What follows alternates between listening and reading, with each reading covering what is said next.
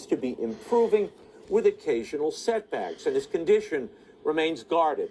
Here to share his perspective on what we know so far is Doctor of Pulmonary Medicine and a member of the Catholic Medical Association, Dr. Stephen White. Dr. White, thank you for being here. Before we start, I need to break in. The Pope released an audio message from the Gemelli Clinic that was played at this prayer gathering, this nightly prayer gathering in St. Peter's Square.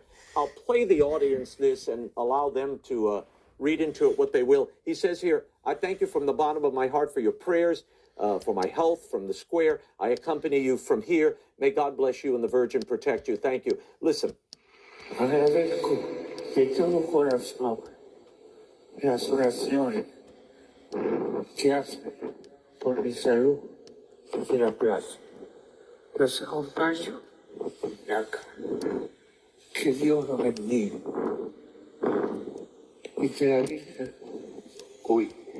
Gracias. Doctor, what do you hear there, Dr. White? What do you make of that? And is this sort of standard operating procedure when you're dealing with an 88-year-old battling double pneumonia?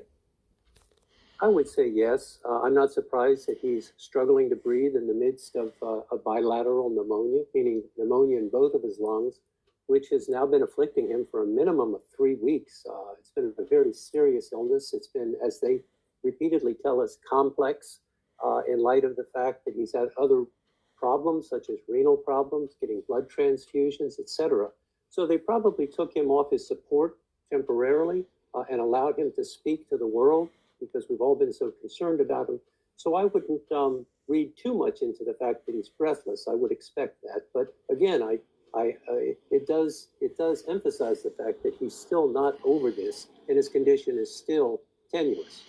The Vatican continues to report that the Pope is using, especially at night, non-invasive following these updates since the Pope fell ill. Explain what's meant by mechanical ventilation. He's not intubated. And based on Francis's current condition, what's your professional take on all of this? So when he presented to the hospital, he was just on a nasal cannula receiving oxygen, which would not be unexpected. But as we have all watched this from day to day, we've watched his condition at times deteriorate significantly.